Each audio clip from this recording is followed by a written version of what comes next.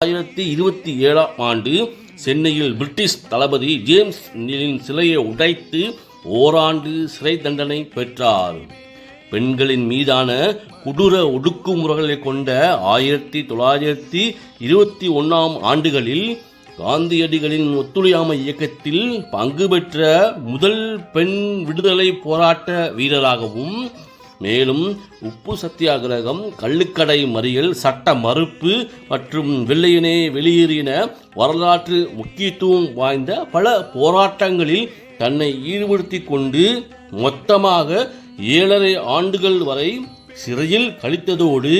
தான் நிறைவாத கர்ப்பிணியாக இருந்தபோதும் துணிவோடு போராட்டங்களில் ஈடுபட்டு சிறை சென்றதோடு, தன்னுடைய